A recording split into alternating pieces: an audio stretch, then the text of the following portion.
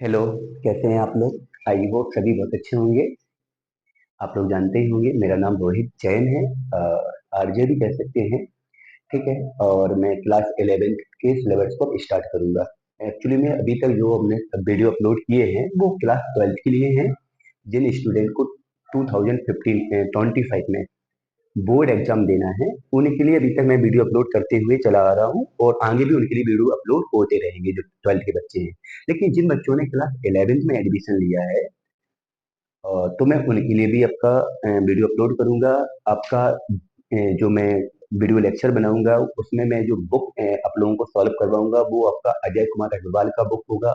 चित्रा प्रकाशन का बुक आता है यूट्यूब बोर्ड के लिए, मैं उसको सॉल्व करवाऊंगा। ठीक है। और आपको मतलब पर डे लेक्चर मिलेगा। मैंने इस 11th में प्लान किया है कि मैं सप्ताह में केवल 5 लेक्चर आपको दूंगा, मंडे टू फ्राइडे। और सैटरडे संडे में आपको उन लेक्चर को रिवाइज करने का मौका दूंगा, क्योंकि होता क्या है कि सातों दिन अगर मैं लेक्चर लेता रहूंगा तो आप लोग रिवाइज नहीं कर पाएंगे।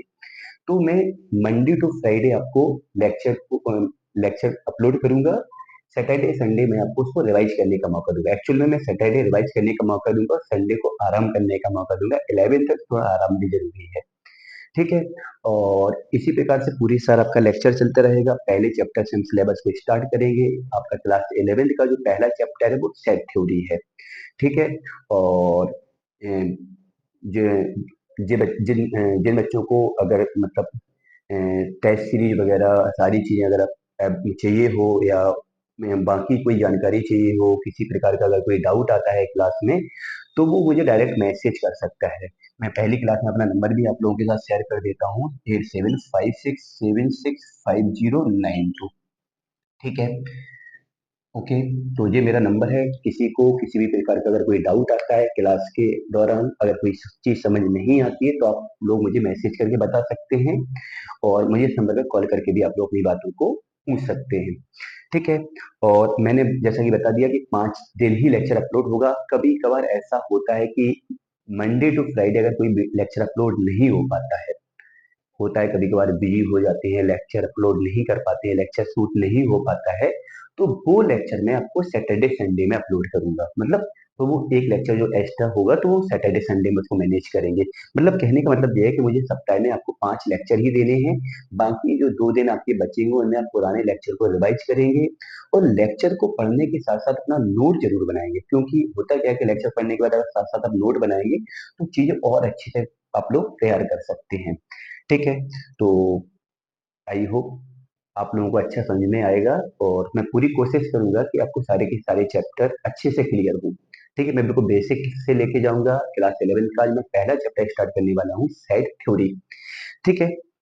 चलिए सबसे पहले हम समझते हैं कि सेट होता क्या है। देखो यहाँ पे चैप्टर का नाम क्या है, सेट। ठीक है। इसको हिंदी में बोलते हैं हम लोग समुच्चय। ठीक है। अब समझना क्या है कि समुच्चय होता क्या है। देखो समुच्चय आपका क्लास 11 का बहुत इंपॉर्टेंट टॉपिक है, चैप्टर है। इसका यूज कहीं ना कहीं मिलता रहेगा। जैसे आप लोग सेट पढ़ेंगे तो सेट का यूज इस चैप्टर के बाद कहाँ पर होने वाला है। जैसे आप इसके बाद आप लोग चैप्टर पढ़ेंगे रिलेशन फंक्शन, वहां पे आपका सेट का यूज होगा।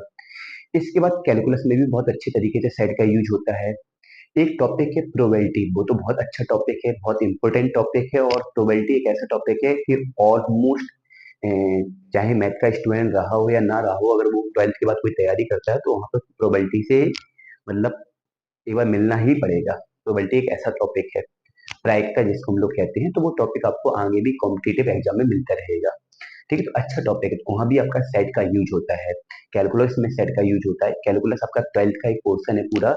ये मान लो कि 12th का 50% जो मार्जिन है वो कैलकुलस में ही मिल जाता है। ठीक है। एक इसके जस्ट अगला वाला जो टॉपिक है आपका रिलेशन फंक्शन, वहां पे भी आपका सेट का अच्छा खासा यूज है। तो ये मान लीजिए ये आपके इस जे आपका बेस है। मतलब अगर ये यहाँ पे बेस आप अच्छा करेंगे तो इन 4 पोर्शन में, कैलकुलस में, रिलेशन फंक्शन में और प्रोबेबिलिटी में इसका आपको फायदा देखने को मिल सकता है। ठीक है। चलिए इसके बाद देखते हैं कि सेट होता क्या है। चलिए 1 मिनट, तो आई थिंक माइक डिस्टर्ब कर रहा है क्या?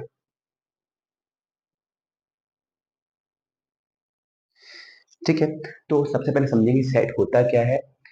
तो पहले तो मैं इसका डेफिनेशन समझाऊंगा। Set is a well defined collection. Set is a well defined collection.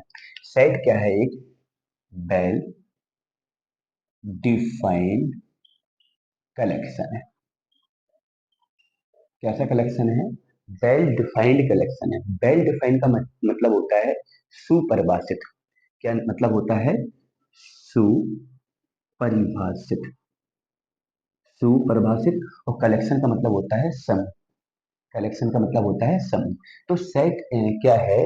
Well defined collection of element. पूरा लिखते हैं, पूरा लिखते हैं, well defined collection of element. तो सेट क्या है? कि well defined collection of element. Element का मतलब होता है अवयव। तो इसको मैं ऐसे समझूंगा, थोड़ा लिखने से अच्छा मैं ओरली समझाऊंगा तो ज्यादा अच्छा लगेगा। तो मैं क्या बोलूंगा कि सेट क्या है? Well defined collection of element. अच्छा, एलिमेंट की जगह पे मैं एक बात और लिख सकता हूँ, डिस्टिंक्ट एलिमेंट। एलिमेंट की जगह पे मैं लिखूंगा आपका distinct element. Distinct element. Distinct का मतलब होता है अलग अलग।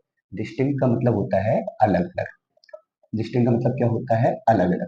तो मैंने क्या बोला कि जो सेट है वो अभी अलग अलग अवयवों का, अलग अलग अवयवों का सुपरिभाषित समूह है।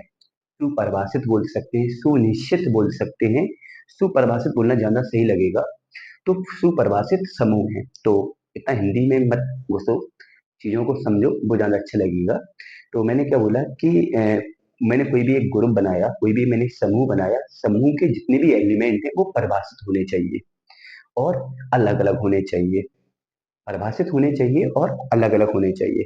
तो ऐसा अगर हम कोई समूह जनरेट करते हैं, ऐसा कोई मैं ग्रुप बन ऐसा कोई मैं समूह बनाता हूँ, तो वो क्या कहलाएगा? आपका सेट कहलाएगा। ठीक है। अच्छा, और एक चीज याद रखना है कि यहाँ पे एलिमेंट भी बोल सकते हैं हम लोग और ऑब्जेक्ट भी बोल सकते हैं, वस्तु भी बोल सकते हैं, अवयव भी बोल सकते हैं और वस्तु भी बोल सकते हैं। जैसे मैं बोलूं कि मैं ऐसे बोलूं कि अंग्रेजी वर्णमाला के स्वर। तो अंग्रेजी वर्णमाला के जो स्वर है वो पूरी तरह से डिफाइन है कि आपको पता है ए होता है, ई होता है, आई होता है, ओ होता है, यू होता है। जैसे मैं बोलूं ए, ई, आई, ओ, यू। तो ये क्या है? अंग्रेजी वर्णमाला के स्वरों का समूह है। किसका समूह है? अंग्रेजी वर्णमाला के स्वरों का समूह। या मैं बोलूं प्रथम 5 प्राकृतिक संख्या है, तो क्या क्या बोलेंगे हम? एक बोलेंगे, दो बोलेंगे, तीन बोलेंगे, चार बोलेंगे, पांच बोलेंगे।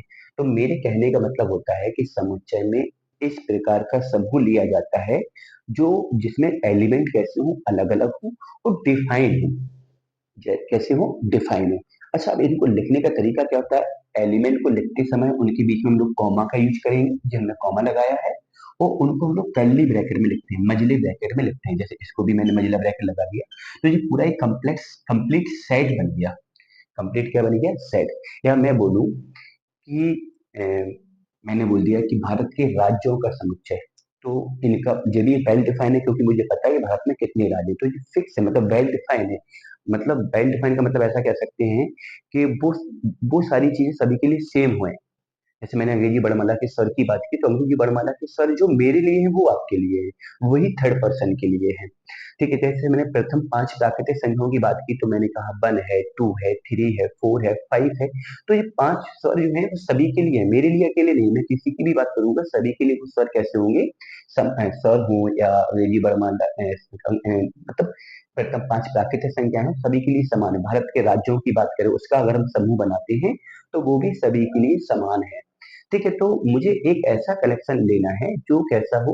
सभी के लिए सेम हो, ऐसा कलेक्शन सुपरिभाषित कहलाएगा। सुपरिभाषित का मतलब क्या हुआ कि जिस समूह की हम बात करने वाले हैं, जिस कलेक्शन की हम बात करने वाले हैं, वो कलेक्शन हम सबके लिए कैसा होना चाहिए? एक ही होना चाहिए। अगर हम बात इसमें इस टाइप की करें कि किस प्रकार के कलेक्शन यहाँ पे इन्वॉल्व नहीं हो सकते हैं, अगर मैं बात करूं कि सर यहाँ तो ये वाले कलेक्शन चलो इन्वॉल्व हैं, लेकिन सुपरिभाषित चलो ये हैं, ऐसे कौन से समूह हैं जो सुपरिभाषित नहीं है? ऐसे कौन से समूह हैं जिनको समुच्चय में नहीं रखा जा सकता है? तो उनके लिए जैसे मैं बोलूं सुंदर लोगों का समुच्चय। मैं बोलूं सुंदर लोगों का समूह। क्या बोलूं मैं? सुंदर लोगों का समूह। अब मैं सुंदर लोगों के समूह की बात करूंगा तो ये समुच्चय की कैटेगरी में नहीं जाएगा। अब ये समुच्चय की कैटेगरी में क्यों नहीं जाएगा? उसका रीजन ये है जैसे सुंदरता की हम बात करें तो हर इंसान के पॉइंट ऑफ व्यू से है। जैसे मेरा है तो मुझे कोई सुंदर लगता होगा, आप है तो आपको कोई और सुंदर लगता होगा। जैसे मान लो किसी को रीना सुंदर लगती है, तो जरूरी नहीं कि और किसी को भी रीना सुंदर लगती हो सकता है उसको मीना सुंदर लगती हो। या मान लो किसी को रमेश हैंडसम लगता है तो किसी को मोहन हैंडसम लगते होंगे, किसी को कोई लगता होगा। तो मतलब क्या है कि सबके लिए ये चीजें बदल जाएंगी। या मैं कहूँ फेवरेट क्रिकेटर, तो फेवरेट क्रिकेटर का समूह भी आपका समुच्चय में नहीं आएगा। क्यों नहीं आएगा? क्योंकि चीजें बदल जाएंगी। जैसे मैं हूँ तो मुझे जैसे मान लो रोहित शर्मा अच्छा लगता है, कोई होगा उसको विराट कोहली अच्छा लगता है, कोई होगा उसको सिमरन गिल अच्छा लगता है। वो तो सबकी पसंद अलग अलग है ना? सबकी चीजें अलग अलग है, सबके अलग अलग प्लेयर हैं, सबको मतलब जब ऐसी बात आती है ना कि हमारी थिंग्स अलग हो जाए, आपकी थिंग्स अलग हो जाए, थर्ड पर्सन की चीजें अलग हो जाए, तो वो समुच्चय की कैटेगरी में नहीं आता है। तो समुच्चय कैटेगरी में वो समूह आते हैं, वो कलेक्शन आते हैं जो सबके लिए एक से हो। जैसे मैंने अंग्रेजी वर्णमाला में स्वर की बात की, तो अंग्रेजी वर्णमाला में ये स्वर जो मेरे लिए है वही आपके लिए है। कोई भी इंसान आएगा स्वर यही 5 बोलेगा, इसके अलावा कोई दूसरा स्वर नहीं बोलेगा। या मैं बात करूं कि प्रथम 5 समप्राकृतिक संख्या, प्रथम 5 समप्राकृतिक संख्या, तो समप्राकृतिक संख्याओं में क्या आ जाएगा? 2 आ जाएगा, 4 आ जाएगा, 6 आ जाएगा, 8 आ जाएगा, 10 आ जाएगा। तो ये सभी के लिए समान है। कोई भी बंदा होगा अगर वो प्रथम 5 समप्राकृतिक संख्याओं की बात करेगा तो वो इनका ही समूह लेगा। तो मेरा कहने का मतलब होता है कि समुच्चय एक प्रकार का कलेक्शन है, वेल डिफाइंड कलेक्शन है। उसके एलिमेंट कैसे हैं? परिभाषित हैं। उसके एलिमेंट कैसे हैं? परिभाषित होने चाहिए। ऐसा नहीं कि आपने समूह बनाया लेकिन आपको एलिमेंट ही नहीं पता कि इसका समूह बनाना। आपको समूह तो बनाने के आपको ये नहीं पता मैं किसका बनाना है। तो जो समूह बनाने वाले एलिमेंट है वो आपको पता होने चाहिए। और ऐसा और एक पता होने के साथ साथ जिनका मैं समूह बनाने वाला हूँ, जिसको मैं समुच्चय की कैटेगरी में डालने वाला हूँ, वो उसको सोचना पड़ेगा कि जिसको मैं समुच्चय कैटेगरी में डालने से पहले मैं देखेंगे कि जो कलेक्शन मेरे लिए वो सबके लिए है कि नहीं है, वो सबके लिए है कि नहीं है। ठीक है, तो यहाँ पे अपनी चॉइस नहीं चलेगी, यहाँ पे सबकी चॉइस चलेगी, ऐसा मैं बोल सकता हूँ। ऐसा कलेक्शन बनाऊंगा जिसमें सबकी चॉइस देखना होगा अपन को कि सबके लिए चीजें सेम है कि नहीं है। अगर चीजें बदल रही है पर्सन के हिसाब से तो वो समुच्चय की कैटेगरी में नहीं जाएगा। समझ पा रहे हो ना? अच्छा, अच्छा, मैंने इसके साथ साथ और क्या बोला था? Distinct element. समुच्चय के अंदर जो एलिमेंट होते हैं वो सारे के सारे कैसे होते हैं? अलग अलग। जैसे मैंने जे वाला समूह बनाया तो इसमें सारे के सारे एलिमेंट कहते हैं अलग अलग हैं। मैंने जे वाला समूह बनाया, इसके भी सारे के एलिमेंट अलग अलग हैं। मैंने जे वाला समूह बनाया, इसके एलिमेंट भी अलग अलग हैं। मैंने समुच्चय को रिप्रेजेंट किया, कैसे किया? उनके एलिमेंट के बीच में कॉमा लगाया और दोनों ओर कर्ली ब्रैकेट लगाया। एलिमेंट के बीच में कॉमा लगाया, जब सारे एलिमेंट को मैंने लिख दिया तो मैंने क्या लगा दिया? कर्ली ब्रैकेट लगा दिया। अच्छा, एक बात और याद रखना है कि जब मैंने यहाँ पे एलिमेंट को अरेंज किया तो समुच्चय के अंदर जो एलिमेंट का अरेंजमेंट है, जो अरेंज करने का तरीका है, उनका जो ऑर्डर है, ऑर्डर मतलब होता है क्रम। क्रम मैटर नहीं करता है। मैटर करने का मतलब क्या हुआ? जैसे मैंने A E I O U लिखा, मैं बदल के भी लिख सकता हूँ। मैं इसे लिख दूंगा E I A O U। ठीक है, तो ये क्या है? जे और ये एक ही बात है। मैंने बस एलिमेंट को क्या किया? आगे पीछे कर दिया। अच्छा, मुझे और बदल के लिखना है। मैंने पहले ए लिखा, फिर ओ लिखा, फिर आई लिखा, फिर यू लिखा, फिर ई लिखा। ये भी बात एक ही है। तो ये तीनों बात एक ही है। तो कहने का मतलब हुआ कि जब मैं सेट में कलेक्शन बनाता हूँ, मतलब जो मैं कोई भी कलेक्शन लेता हूँ, जब उसको मैं सेट में रिप्रेजेंट करता हूँ, तो उसके अंदर एलिमेंट का जो ऑर्डर है, ऑर्डर मतलब क्रम है, वो मैटर नहीं करता। आप किसी भी एलिमेंट को आगे पीछे लिख सकते हैं। मान लो मैंने कोई दो एलिमेंट लिए, एक एलिमेंट आर लिया और एक जे लिया, तो जैसे आर जे लिखूं या जे आर लिखूं, दोनों एक ही बात को रिप्रेजेंट करते हैं।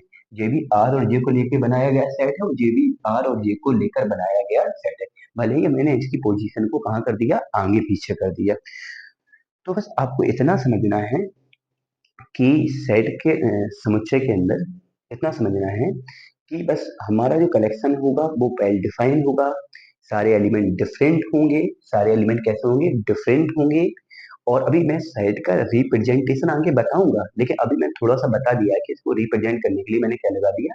कर्ली ब्रैकेट लगा दिया और एलिमेंट के बीच में कॉमा लगा दिया। और एलिमेंट के बीच में मैंने क्या कर दिया? कॉमा लगा दिया। तो इतना समझ पा रहे हो? तो मैं एक बार फिर से डेफिनेशन बोलूंगा। A set is a well defined collection. आप लोग लिख सकते हो, a set is a well defined collection of element, या ऐसा बोलो ऑफ डिस्टिंक्ट एलिमेंट। डिस्टिंक्ट का मतलब होता है अलग अलग अवयवों का। डिस्ट्रिंग का मतलब होता है अलग अलग अवयवों का समूह है। ठीक है। एक बात इसमें और भी लिख सकते हो आप लोग, अपने नोट्स जो आप लोग बना रहे हो उसमें लिख सकते हो कि order does not matter. Order does not matter मतलब यहाँ पे जो ऑर्डर है वो मैटर नहीं करता है। आप एलिमेंट को कहीं भी आगे पीछे लिख सकते हैं। बात समझ पा रहे हो? चलिए, तो पहले तो आप लोग इसका स्क्रीनशॉट, वैसे कुछ है नहीं लेने लायक, मैंने जो भी समझाया है वो मैंने ओरली बोला है। आपको जो जो पॉइंट नोट करना है आप लोग पेन कॉपी साथ में लेके बैठे, वीडियो को ही पॉज कर दे, पॉज करने के बाद अपना वो नोट कर ले, फिर आगे बढ़े। ठीक है, चलिए आगे बढ़ते हैं। चलिए, अब देखो यहाँ पे, अब बात आती है, कुछ सिंबल समझना है। कुछ सिंबल समझना है, उसके बाद मैं सेट का रिप्रेजेंटेशन बताऊंगा।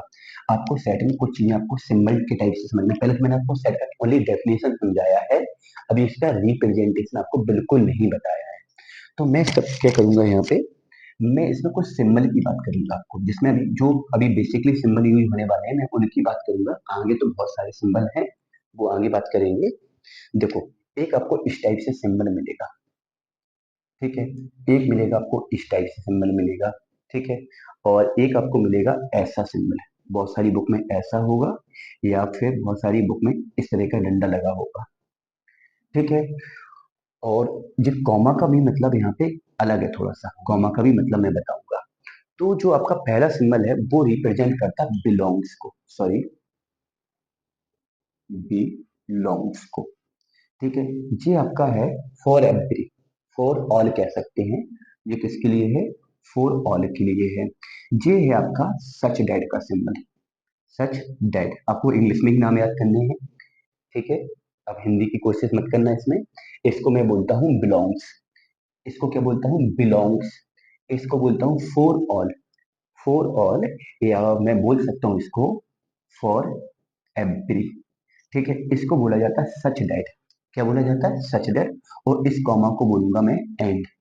इस कॉमा को मैं बोलूंगा क्या? एंड। और एक उल्टा ई बना होता है, उल्टा ई। वैसे इसका यूज तो अपने लेवल पे नहीं होगा, देयर एग्जेक्ट। ठीक है, तो ये 5 सिंबल आपको पढ़ने हैं। ये आपका बिलोंग का है, ये फॉर एवरी है, ये सच डैट है, ये एंड है, ये आपका क्या है? देयर एग्जिस्ट का है। ठीक है, तो ये 5 सिंबल का आपको यूज होने वाला है। तो थोड़ा सा भी सिंबल का रिप्रेजेंटेशन क्या है, सिंबल किस बात को रिप्रेजेंट कर रहा है वो मैं आगे बताऊंगा, लेकिन पांचों के 5 सिंबल का आपको नाम पता होना चाहिए। तो सारे के सारे मैंने नाम भी लिख दिए हैं, तो आप लोग इसका स्क्रीनशॉट ले लें या साथ साथ कॉपी में नोट करते हुए चलते रहे हमारे साथ। ठीक है, अच्छा कुछ चीजें आपको और भी समझनी है। कैसे? जैसे सेट में कभी भी अगर मैं कैपिटल एन की बात करता हूँ, तो कैपिटल एन जो होता है वो होता है सेट ऑफ नेचुरल नंबर। मतलब ये क्या होता है? नेचुरल नंबर की सेट को रिप्रेजेंट करता है। सेट मतलब कलेक्शन को रिप्रेजेंट करता है। जो जेड होता है, नेचुरल नंबर का मतलब होता है प्राकृतिक संख्या। प्राकृतिक संख्या। जो कैपिटल जेड होता है, या इसको कैपिटल आई से भी रिप्रेजेंट कर सकते हैं, ये होता है सेट ऑफ इंटीजर। इंटीजर का मतलब होता है पूर्णांक से। ठीक है, जब भी आपको कैपिटल जेड या कैपिटल आई दिखे तो आप लोग बोलेंगे कि ये पूर्णांक को रिप्रेजेंट कर रहा है। यहाँ पे पूर्णांक की बात चल रही है। जहां पे आपको कैपिटल एन दिखे तो आप बोलेंगे वहां पे नेचुरल नंबर की बात चल रही है। और जहां पे आपको कैपिटल आर की बात दिखे तो कैपिटल आर जो होगा आपको, वो रियल नंबर के लिए होगा। किसके लिए होगा? रियल नंबर के लिए होगा। रियल नंबर मतलब वास्तविक संख्या के लिए होगा। ठीक है, अब ऐसा तो है ही, नेचुरल नंबर तो मुझे बताना नहीं क्या होते हैं, आप लोग जानते होंगे। प्राकृतिक संख्याएं आप लोग जानते ही होंगे, मतलब पूर्णांक आप लोग जानते ही होंगे पूर्णांक क्या होते हैं, वास्तविक संख्या आप लोग जानते ही हैं क्या होते हैं। हाँ, कभी अगर आपको मिल जाता है कि आर प्लस, तो आर प्लस का मतलब हुआ कि पॉजिटिव रियल। क्या हुआ? पॉजिटिव रियल मतलब क्या हुआ? धन वास्तविक संख्या की बात हो रही है। अगर आर माइनस आपको लिखा हुआ मिलता है तो इसका मतलब हुआ आपका निगेटिव रियल, मतलब यहाँ पे ऋण वास्तविक संख्याओं की बात हो रही है। अगर आपको कभी मिलता है जेड प्लस, इसका मतलब है पॉजिटिव इंटीजर, यहाँ पे धन पूर्णांक की बात हो रही है। और जेड माइनस आपको लिखा हुआ मिलता है तो ये हो जाएगा आपका निगेटिव इंटीजर। मैं कहूँ तो हिंदी भी लिख दूं, लेकिन समझ गए होंगे इंटीजर का मतलब मैं पहले ही बता चुका हूँ, पूर्णांक से है। पॉजिटिव का मतलब धन पूर्णांक, निगेटिव का मतलब ऋण पूर्णांक। पॉजिटिव रियल का मतलब धन वास्तविक, नेगेटिव रियल रियल का मतलब ऋण वास्तविक। तो ये चीजें आपको पता होनी चाहिए, क्योंकि डायरेक्टली अगर आपको कहीं एन लिखा हुआ मिल जाता है तो आप समझेंगे यहाँ पे कि यहाँ पे नेचुरल नंबर की बात चल रही है। कहीं पे आपको आई या जेड मिल जाता है तो आप समझेंगे यहाँ पे पूर्णांक की बात चल रही है। अगर कभी आपको कैपिटल आर लिखा हुआ मिल जाता है तो आपको समझना है कि यहाँ पे रियल नंबर की बात हो रही है। कहीं आपको जेड आर प्लस या आर माइनस मिलता है तो आप समझेंगे कि पॉजिटिव रियल और नेगेटिव रियल की बात चल रही है। तो इतना आई होप क्लियर होगा आपका। ठीक है, चलिए पहले तो आप लोग इसका स्क्रीनशॉट ले लीजिए।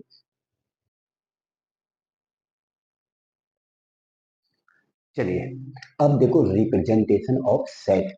सेट की मैं डेफिनेशन बता चुका हूँ, कुछ मैंने आपको सिंबल्स बताए हैं जिसके सिंबल्स को आपको डायरेक्टली पता होना चाहिए कि वो सिंबल का मतलब क्या है। मतलब मैं अभी बाद में समझाऊंगा, वो सिंबल किसका है इसको आपको पता होना चाहिए। ठीक है, और धीरे धीरे अब जैसे मैं सेट में आगे बढ़ूंगा तो सारे सिंबल का आपको यूज भी समझ में आ जाएगा कि इसका यूज क्या है। और बाकी मैंने नंबर्स को रिप्रेजेंट करने के लिए आपको बता ही दिया है, capital N, capital Z, capital R. हाँ, एक मैंने छोड़ा है तो आप लोग उसको भी लिख सकते हैं, सी है जो, वो कॉम्प्लेक्स नंबर को रिप्रेजेंट करेगा। किसको रिप्रेजेंट करेगा? कॉम्प्लेक्स नंबर को हिंदी में बोलते हैं सम्मिश्र संख्या। ठीक है, इसका तो वैसे अभी यूज मुझे नहीं लगता ये काफी क्वेश्चन में होगा, लेकिन फिर भी समझ लीजिए जो सी होगा वो कॉम्प्लेक्स नंबर को रिप्रेजेंट करेगा। चलिए अब आता है रिप्रेजेंटेशन ऑफ सेट। सेट को रिप्रेजेंट, तो डेफिनेशन में आपको ये बात तो समझ में आ गई होगी कि सेट में जो मुझे कलेक्शन बनाना है, सेट में मुझे जो कलेक्शन बनाना है वो कैसे एलिमेंट का बनाना है, मुझे कैसे ऑब्जेक्ट का बनाना है, वेल डिफाइंड ऑब्जेक्ट का कलेक्शन बनाना है। अब कलेक्शन को रिप्रेजेंट करने के लिए दो फॉर्म आपको पढ़ना है। एक आपको पढ़ना है रोस्टर फॉर्म और एक पढ़ना है सेट बिल्डर या प्रॉपर्टीज फॉर्म। सेट बिल्डर भी मेथड बोल सकते हैं या प्रॉपर्टीज फॉर्म भी बोल सकते हैं। अब इन दोनों को रिप्रेजेंट कैसे किया जाता है, मान लो जैसे मैंने बात की प्रथम पांच प्राकृतिक संख्याओं की, तो जब मैं प्रथम पांच प्राकृतिक संख्याओं को रोस्टर फॉर्म में लिखूंगा, समझना गौर से, तो मैं प्रथम पांच प्राकृतिक संख्याओं को कैसे लिखेंगे समझो। तो यहाँ पे तो सीधे आप नंबर लिख दोगे 1 2 3 4 5, और उनके दोनों ओर ये मंझला ब्रैकेट लगा देंगे। उनके दोनों ओर मंझला ब्रैकेट लगा देंगे। लेकिन यही बात, यही कलेक्शन आपको सेट बिल्डर मेथड में रिप्रेजेंट करना है, प्रॉपर्टीज मेथड में रिप्रेजेंट करना, तो आप कैसे लिखेंगे उसको समझो। उसको लिखने का तरीका है, आप लिखेंगे एक्स सच दैट। इस सच दैट का मतलब होता है, इस सिंबल जो है ना वो किसका है, सच दैट। अब देखो सिंबल का यूज आने लगा है, सच दैट। सच दैट का मतलब होता है ऐसा है कि, ऐसा है कि। तो इसका मतलब हुआ एक्स सच दैट, मतलब एक्स ऐसा है कि, कैसा है, एक्स एक प्राकृतिक संख्या है। एक क्या है, प्राकृतिक संख्या है जो जो जो प्राकृतिक संख्या, ऐसा भी लिख सकते हो ऐसा भी लिख सकते हैं, जो एक्स है वो 5 से छोटा और बराबर है। तो देखो, जे बात और जे बात, मतलब जे वाली, जे वाला भी, जे वाला पार्ट और जे वाला पार्ट एक ही सेम बात को रिप्रेजेंट कर रहा है। इसमें भी पांच नेचुरल नंबर है, इसमें भी पांच नेचुरल नंबर है। अब उसका हो सर यहाँ तो आपने एक लिख दिया, अब वो एक तो कुछ भी हो सकता है ना, वो एक का मतलब क्या है, वो एक कुछ भी हो सकता है, 1 2 3 4 5, मतलब जितनी भी पॉसिबिलिटी हो उसमें सारी पॉसिबिलिटी डाल देंगे। वो एक का मतलब एक एक करके जितनी भी पॉसिबिलिटी होंगी वो सारी पॉसिबिलिटी में यहाँ पे डाल देंगे। तो वो पॉसिबिलिटी क्या होगी, ऐसा प्राकृतिक संख्या लेना है जो 5 से छोटा है 5 के बराबर हो। तो जब मैं उसको थ्योरिकली रिप्रेजेंट करता हूँ, भाषा के रूप में लिखता हूँ, सच दैट का सिंबल लगा के लिखता हूँ, तो उसे सेट बिल्डर में बिल्डर मेथड कहते हैं या प्रॉपर्टीज मेथड कहते हैं। इसको हिंदी में बोला जाता है समुच्चय निर्माण विधि। समुच्चय निर्माण विधि, और इसको हिंदी में बोला जाता है रोस्टर विधि। मतलब उसका नाम भी वही है, रोस्टर बोल दो या सूची बोल दो, या इसको क्या बोल दोगे, सूची विधि। तो बेटा बात एक ही है, यहाँ भी पांच नेचुरल नंबर है, यहाँ भी पांच नेचुरल नंबर है, लेकिन यहाँ पे पांच नेचुरल नंबर को मैंने थ्योरिकली लिखा है। अब जैसे मैं बात करूं, अभी मैंने बहुत अच्छा एग्जांपल दिया था अंग्रेजी वर्णमाला के स्वर। तो जब रोस्टर फॉर्म में लिखोगे तो सीधा सीधा एलिमेंट लिखोगे, ए आ गया, ई आ गया, आई आ गया, ओ आ गया, यू आ गया। और जब मैं यहाँ लिखूंगा तो कैसे लिखूंगा, एक्स सच दैट एक्स अंग्रेजी वर्णमाला का, वर्णमाला का एक स्वर। अब वो स्वर जितनी भी पॉसिबिलिटी होगी सारी लिखनी आएंगी। ए है, ई है, आई है, ओ है, यू है। तो सीधा इतना समझेंगे, जब भी मैं सेट को थ्योरिकली सच दैट का सिंबल लगा के लिखता हूँ तो वो सेट बिल्डर बिल्डर मेथड में जाता है, प्रॉपर्टीज मेथड भी कहते हैं। और जब मैं उसके एलिमेंट को लिखता हूँ तो वो रोस्टर फॉर्म में जाता है। जैसे मैंने यहाँ पे लिखा, यहाँ पे क्या लिखा मैंने, 1 3 5 7 9। ठीक है। अब ये क्या है कि मैंने प्रथम 5 विषम प्राकृतिक संख्याओं को लिखा। अब मुझे इसको अगर समुच्चय निर्माण विधि में लिखना है तो कैसे लिखेंगे? समुच्चय निर्माण विधि में लिखना है तो कैसे लिखेंगे? मैं इसको लिखूंगा एक्स सॉरी दैट एक्स प्रथम 5 विषम प्राकृतिक संख्या। अब आपको इतना पता होना चाहिए, देखो, तो इसका और इसका मतलब सेम ही है। अगर आप इसको डिकोड करेंगे इसको, आप लोग उसमें नंबर्स में इसको चेंज करेंगे, इसके एलिमेंट को देखेंगे तो इसमें कौन कौन से एलिमेंट आएंगे प्रथम 5 विषम प्राकृतिक संख्याओं में। 1 आएगा, 2 आएगा, 3 आएगा, 4 आएगा, 5 आएगा। यहाँ भी सर क्या बोल दिया मैंने, सर विषम प्राकृतिक संख्याओं की बात रही तो 1 आएगा, 3 आएगा, 5 आएगा, 7 आएगा, 9 आएगा। मैं भी पता नहीं कहाँ खो गया। तो 1 से लेके कहाँ तक आएगा, 9 तक वो नंबर आएंगे जो विषम है। बात समझा ना?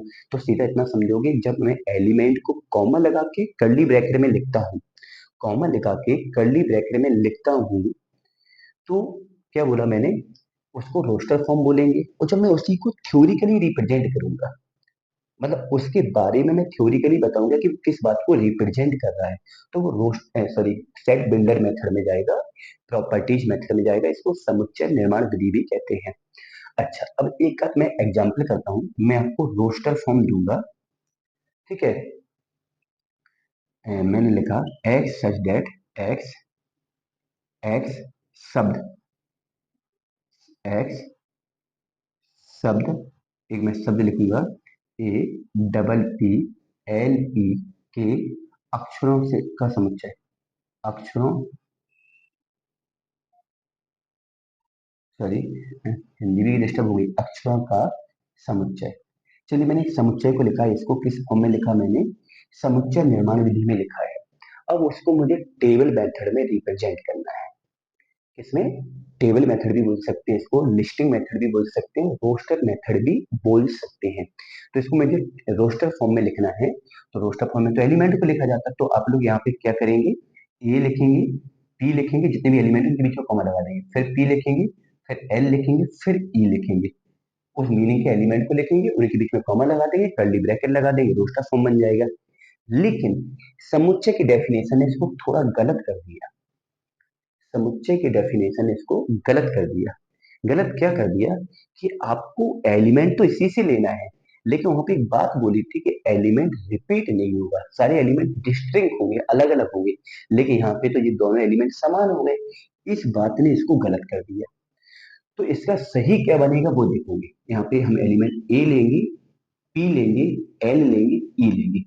भले मीनिंग में कोई अक्षर, अगर कभी मीनिंग से हम समुच्चय में उसको कन्वर्ट करते हैं, रोस्टर फॉर्म में कन्वर्ट करते हैं, तो वो भले ही उस मीनिंग के अंदर वो एलिमेंट दो या दो से ज्यादा बार हो, जब मैं उसको रोस्टर फॉर्म में लिखूंगा तो उस एलिमेंट को एक ही बार लिखूंगा। जैसे मैंने कहा कि मुझे कोई मीनिंग है, मैंने बोला E L E P H A N T, E L E P H A N T, या चलो इसमें तो दो ही बार आ रहा, और कोई दूसरी मीनिंग लो, बनाना लिया मैंने, B A N A N A, banana लिया है, और इसको मुझे समुच्चय में रिप्रेजेंट करना है। बनाना के मीनिंग में कितने अक्षर है, 6। तो जब मैं इसका समुच्चय बनाऊंगा तो एलिमेंट मुझे सारे लेने हैं, लेकिन किसी को रिपीट नहीं करना है। जैसे मैंने बी ले लिया, पहले तो बी, फिर ए लेंगे, तो ए कितनी बार है, 3 बार है। लेकिन जब मैं इसको समुच्चय के अंदर लिखूंगा तो ए का यूज एक ही बार करेंगे, क्योंकि मुझे मीनिंग कौन सी लेनी है, बनाना लेना है। अक्षर कहाँ से चुनने हैं, बनाना से चुनने हैं। लेकिन बनाना के अक्षर चुनने के साथ साथ मुझे सेट की डेफिनेशन को भी ध्यान में रखना है कि सारे सारे एलिमेंट कैसे लेना है, डिस्टिंक्ट लेना है, मतलब कोई भी एलिमेंट रिपीट नहीं करना है। भले ही वो मीनिंग के अंदर एलिमेंट रिपीट हो रहा है, लेकिन उसको रिपीट नहीं करेंगे। तो ऐसे ये कितनी बार है, 3 बार, लेकिन सेट के अंदर रोस्टर फॉर्म के अंदर एक ही बार जाएगा। एन कितनी बार है, 2 बार, लेकिन सेट के अंदर एक ही बार जाएगा। तो ये बनाना की मीनिंग से क्या बन गया, रोस्टर फॉर्म बन गया, किसका, बनाना की मीनिंग का। ठीक है। तो समुच्चय को जनरली दो प्रकार से रिप्रेजेंट करते हैं। कौन सा? मैंने बोला आपका कौन सा, सेट बिल्डर मेथड या प्रॉपर्टीज फॉर्म। इसको प्रॉपर्टीज फॉर्म भी बोलते हैं। और एक आपका रोस्टर फॉर्म है। एक आपको अभी आगे और मिलेगा, मैपिंग मेथड। मैपिंग मेथड मिलेगा जिसमें समुच्चय के एलिमेंट को इस प्रकार से हम लोग रिप्रेजेंट करें। इस प्रकार का मैं फिगर बना देता हूँ, एक अंडे टाइप का।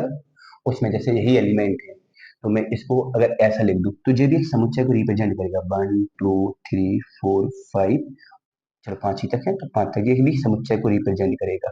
या मैं अंग्रेजी वर्णमाला को लिखूंगा तो क्या लिखूंगा, ए ई आई ओ यू। तो ये भी समुच्चय को लिखने का एक तरीका है, जो जिसका यूज आपको मिलेगा रिलेशन फंक्शन वाले चैप्टर में। रिलेशन फंक्शन वाले चैप्टर में इस प्रकार से हम लोग समुच्चय को क्या करेंगे, रिप्रेजेंट करेंगे। इस प्रकार से समुच्चय को हम लोग क्या करेंगे, रिप्रेजेंट करेंगे। फिलहाल के लिए आपको दो ही मेथड पढ़ना है, दो ही फॉर्म पढ़ने हैं। एक रोस्टर फॉर्म पढ़ना है और एक आपको प्रॉपर्टीज मेथड पढ़ना है। प्रॉपर्टीज मेथड को भी हिंदी में बोलते हैं हम लोग गुण विधि। इसके दोनों नाम भी बोल सकते हैं, गुण विधि भी बोल सकते हैं और समुच्चय निर्माण विधि बोल सकते हैं। बस इतना दिमाग में सेट कर लीजिए कि जब भी हम समुच्चय को रिप्रेजेंट करें दो ही फॉर्म में करेंगे अभी फिलहाल के लिए। वैसे जब आप रिलेशन फंक्शन में पहुंचेंगे तो एक नया फॉर्म आपको और मिल जाएगा। तो फिलहाल में आपको दो ही फॉर्म में रिप्रेजेंट करना है। कौन कौन से फॉर्म में? समुच्चय निर्माण विधि में, जिसमें जो भी समुच्चय होता है उसको मैं थ्योरिकली रिप्रेजेंट करता हूँ, और जब मैं उसको एलिमेंट में डिकोड करता हूँ तो वो रोस्टर फॉर्म बन जाता है। डिकोड का मतलब उस थ्योरिकल भाषा से मैं एलिमेंट को उठा के उसमें कॉमा लगा के कर्ली ब्रैकेट मजिला ब्रैकेट लगा के लिखूंगा तो वो रोस्टर फॉर्म बन जाएगा। ठीक है, तो एक बार मैं पूरे जितना भी मैंने आज पढ़ाया उसका पूरा ओवरव्यू लेते हैं। सबसे पहले मैंने आपको सेट का डेफिनेशन बताया। सेट के डेफिनेशन में मैंने बोला set is a well defined collection of distinct element या फिर ऑब्जेक्ट। मतलब क्या हुआ कि जो सेट है वो भिन्न भिन्न अवयवों का एक सुपरिभाषित समूह है। सुपरिभाषित समूह है। अच्छा, सेट के अंदर मैंने दूसरी बात क्या बोली थी कि एलिमेंट का जो ऑर्डर है, क्रम है, वो मैटर नहीं करता है। जैसे मैंने यहाँ पे बी ए एन लिखा, मैं एन ए बी भी लिख सकता था, ए बी एन भी लिख सकता, सबका मीनिंग एक ही होगा। ठीक है, इसके बाद मैंने क्या बोला था आपको, कुछ सिंबल बोले आपको। सिंबल में मैंने क्या बोला, एक आपको मैंने बिलोंग का सिंबल बताया, एक मैंने सच डेट का सिंबल बताया, एक मैंने फॉर एवरी का बताया, एक देयर एग्जिस्ट का बताया, और एक मैंने एंड के लिए बताया कि कॉमा लगाते हैं तो एंड को रिप्रेजेंट किया जाता है। वो खैर नॉर्मल बात है। इसके बाद मैंने क्या बोला कि जो जैसे कुछ ऐसे कैपिटल एन है, कभी आपको सेट में इस प्रकार से मिल जाता है कैपिटल एन। तो कैपिटल एन क्या होता है कि नेचुरल नंबर की कलेक्शन को रिप्रेजेंट करता है।